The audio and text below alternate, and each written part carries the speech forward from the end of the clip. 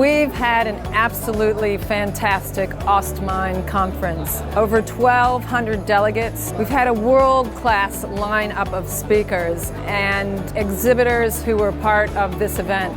And I look forward to seeing you in 2021 in Perth.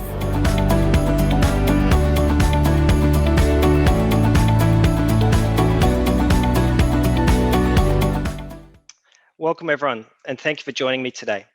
My name is Stewart Blandford, and I'm the Director for Asset Performance Management Solutions within Aveva in the Pacific region.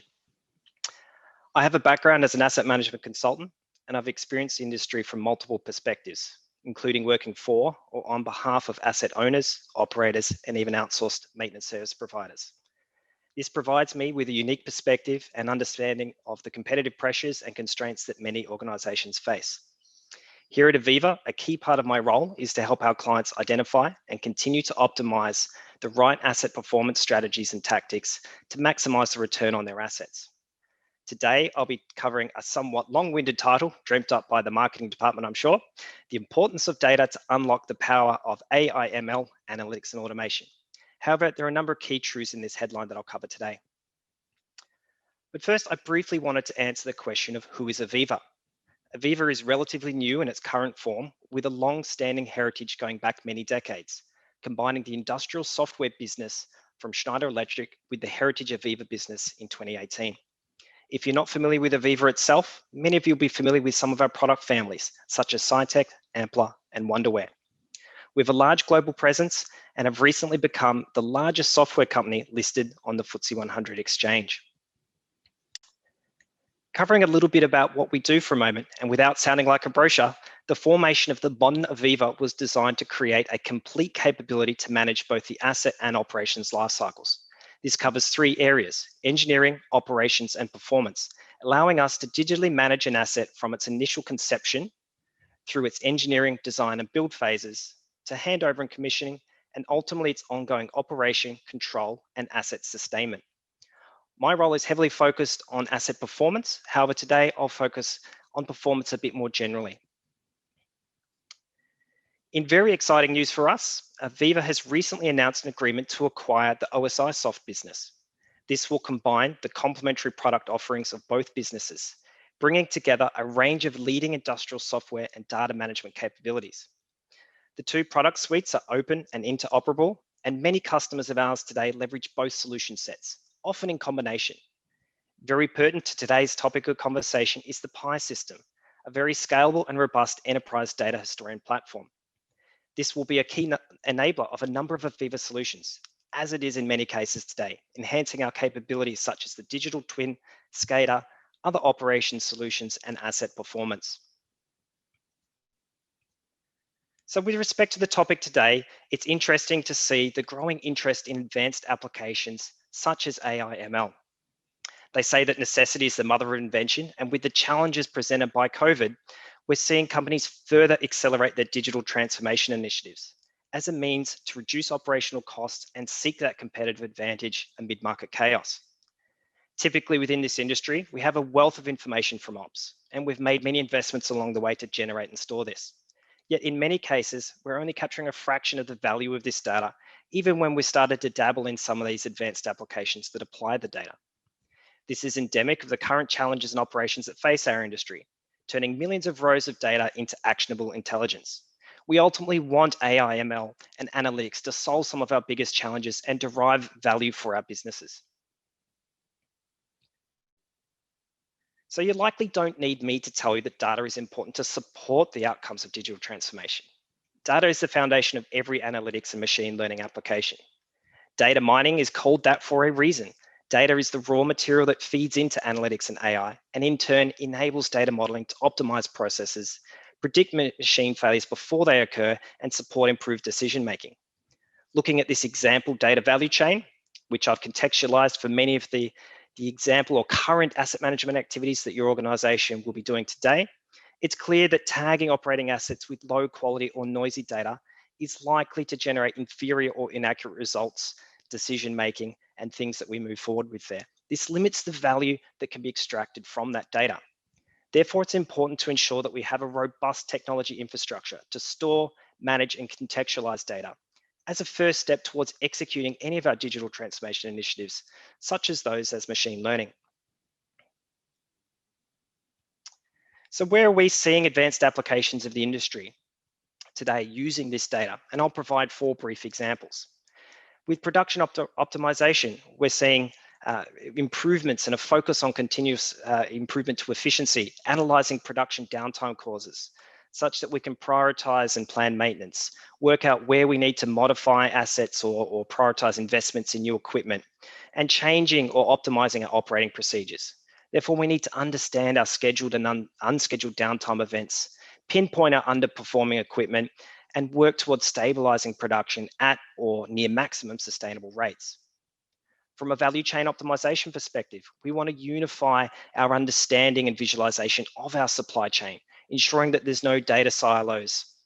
This allows us to generate and then optimize schedules and plans, increasing our production performance, and ultimately providing insights to better understand the difference between what's happening in operations and what we've asked for in our planning functions. Of course, from an asset management perspective, where I'm naturally biased, we want to deliver improved asset health. We want a higher OEE for our assets. We want less downtime, particularly unplanned. And we're going to achieve that through improved data collection, aggregation, and application of analytics. So that advanced predictive and importantly, prescriptive analytics to drive what happens in that realm. And from a worker transformation aspect, we want the right information and right tools in place for our workers to enable them and empower them, giving them access to view and consume relevant data and KPIs and information for improved decision-making in real time. So from an asset management perspective and applying machine learning, I like to visualize it like this and work out where I want to start and where best to apply this and what's important to make sure that an investment in an application of machine learning and AI to make that important. So I like to start with the end in mind here and really understand with my assets, what do they mean to me? What do they mean to me if they're not there, if they're not producing at the rates that I ask? And if they go down, what's the impact? Now that could be safety, it could be quality, it could be financial, a range of causes there. Once I understand that, and I understand the business risk exposures that these assets present to me, I've got a number of control measures or tactics that I can take. Of course, I can talk about my asset strategy. So some of that traditional, how am I going to look after an asset? When am I going to overhaul it? What inspections do I need to do? What condition monitoring technologies and so forth do I need to do? Of course, that's one way of managing these risk exposures, but the other way is to look at our business continuity plans, changes to the way we operate an asset, or even modifications to the asset itself and engineer out these potential failures. So we've got a couple of options there. However, once we're operating in real time, we're wanting the asset to be performing and complying and generating us the revenue and I suppose, the purpose or objective of that asset in the first place. So therefore, we don't want to hit this asset failure that I'm showing here in the middle. And that's where data and analytics and machine learning and all that fits in. So we've got sensors and largely through our control systems and all that, we've often got a lot of this data, or at least a good start for it. That feeding into the appropriate historians and so forth allows us to apply and consume that data within these advanced applications that can provide us with this actionable intelligence. In this case, with a predictive system, we're able to understand the differences between how an asset is behaving versus how it should be behaving. And that provides us with early warning notification, well and truly ahead of time, that there is something amiss and that there's a problem there. However, that's not enough. We can't just identify and surface an alert or an alarm and say that something's not quite right. We actually need to take that a step further and be guiding to our teams. Well, what is the problem that is progressing? How long until it becomes a real problem? And what do I need to do about it to diagnose the issue, confirm the diagnosis there, and move forward into doing something about it and getting that to the teams that can do something, be that your operators or your maintenance teams there. So we need to close the loop and really have those prescriptive actions that build on our predictive alerts and drive actions within our O&M teams. There's a number of critical success factors for this. And one of these is making sure that we've got data that comprises the digital signature of our assets. So that might be electrical data, that might be mechanical data, and it's definitely production and process data. And we need a whole range of that sort of data to ensure that we're able to really get this digital signature of the asset and gain these insights from it. Of course, that's not enough on its own. We need to ensure that we understand what our assets mean to us. We need to understand how they fail and what we're going to do about it if they do fail in that way. And most importantly, we need to ensure that these insights and so forth that we're generating, that we actually have that embedded within the business to do something about it. That might mean there's new tools in play.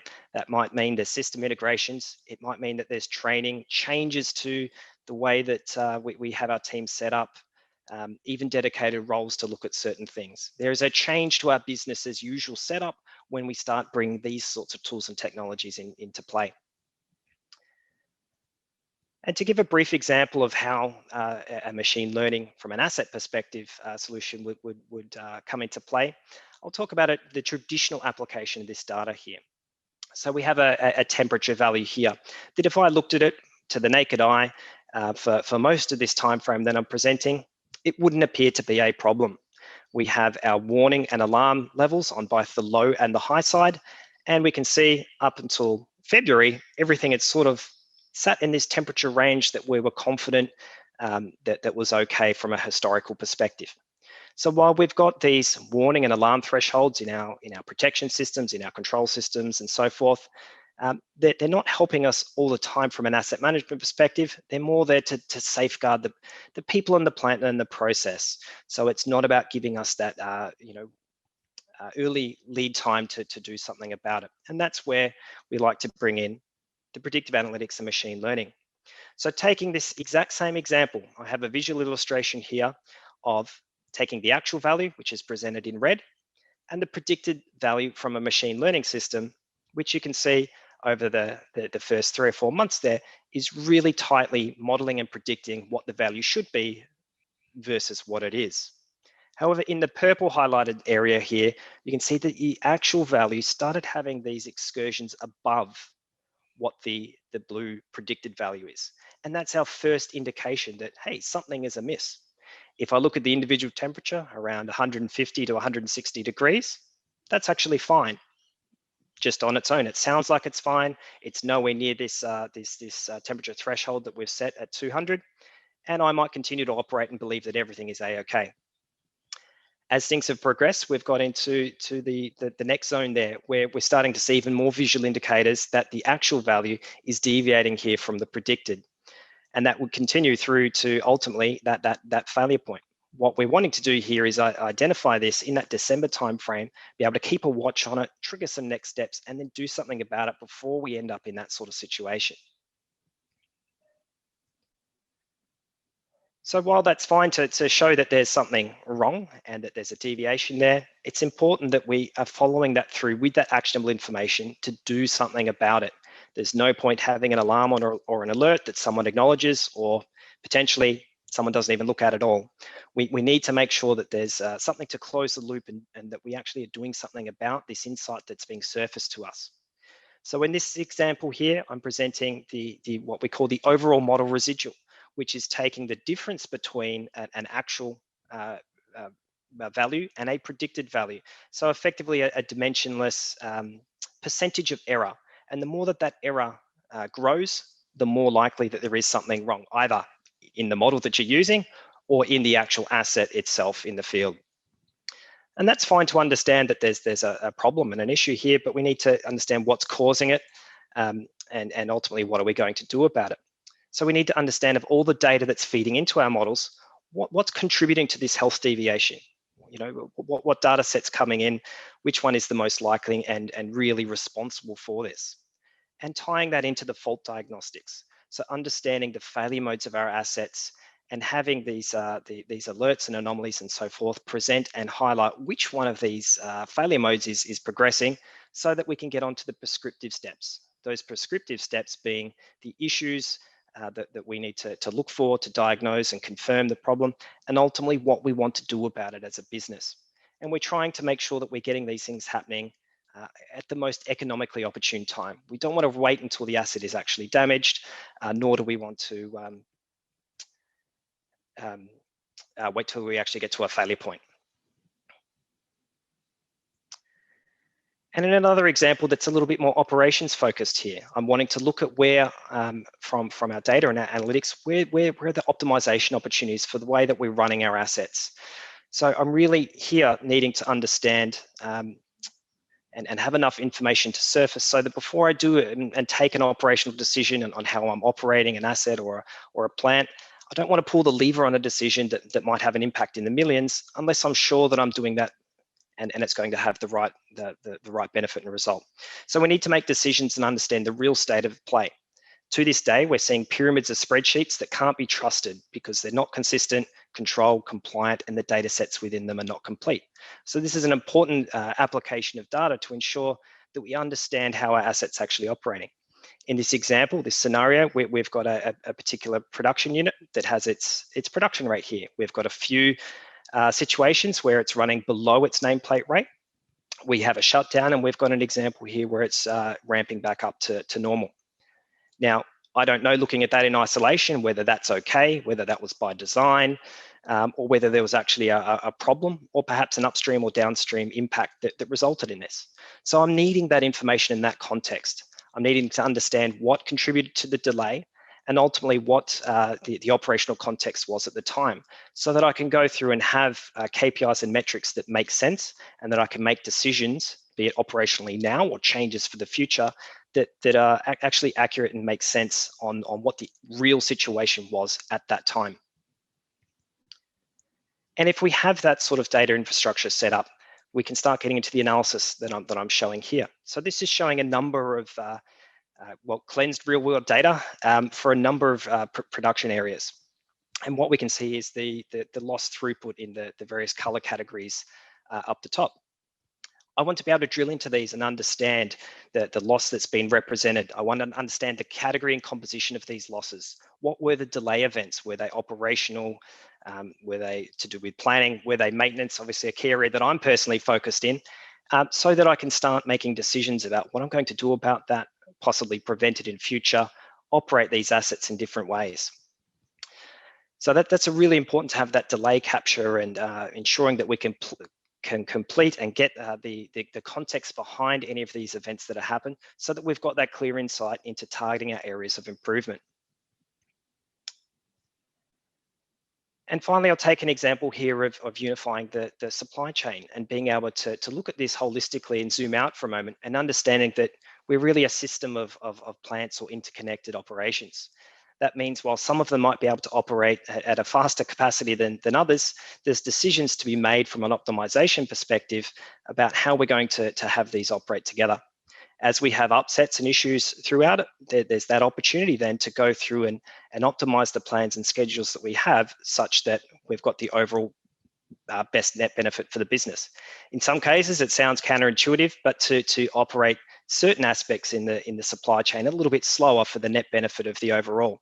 Or we might decide to forego a shift in a particular aspect of the plant, or even accept some demurrage costs for the overall net benefit of the system. But to be able to make these sorts of decisions and understand that that's going to provide us with financial benefit, we need to make sure that we don't have these data silos, that we've got accurate, trusted, consistent, compliant data fed into something that's able to model this and then optimize this and provide those opportunities.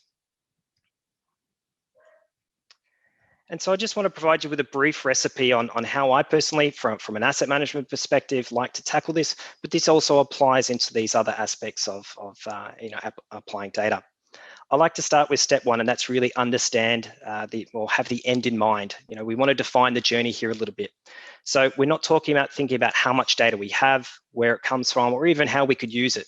We're trying to understand value, identify where, as an organization, we might achieve competitive advantage. This is going to inform the investments that we can make in data, and specifically how we might apply that data. From there, we may need to start focusing on our industrial data plumbing, so to speak, before we can get onto things that leverage predictive models and AI and so forth. We might need to solve for some issues in the way our data is generated, collected, and organized. We might need to look at what we might need to further digitize to support our objectives here.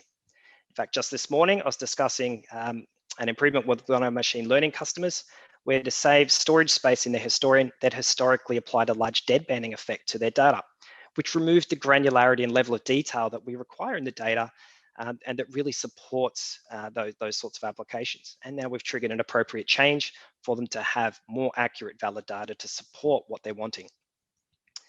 From the third aspect, we're talking about those enabling capabilities. So that's some of those examples that I talked about through this bite-sized presentation. So that's the analytics, the infused AI, the solutions that are taking and consuming that data to predict and prescribe advantageous outcomes. And finally, we're getting onto making sure that we've changed our business as usual. We need to operationalize the insights that we have. So that means that the business processes, workflow, the capabilities that our teams have, the tools that they use, the way that we structure these things, they may need to change to ensure that the findings and so on, the investments and systems that we've deployed are actually generating insights and having those applied to close the loop. So I'm just going to go on to a couple of questions here that were asked. Bear with me while I get these up.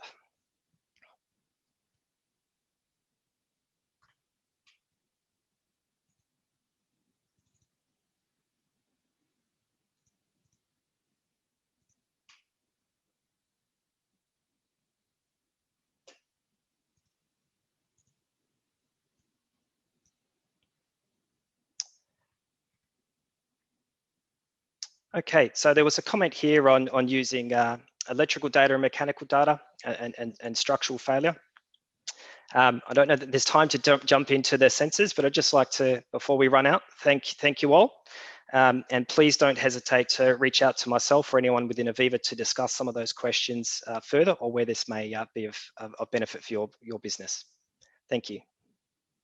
We've had an absolutely fantastic Ostmind conference. Over 1,200 delegates. We've had a world-class lineup of speakers and exhibitors who were part of this event. And I look forward to seeing you in 2021 in Perth.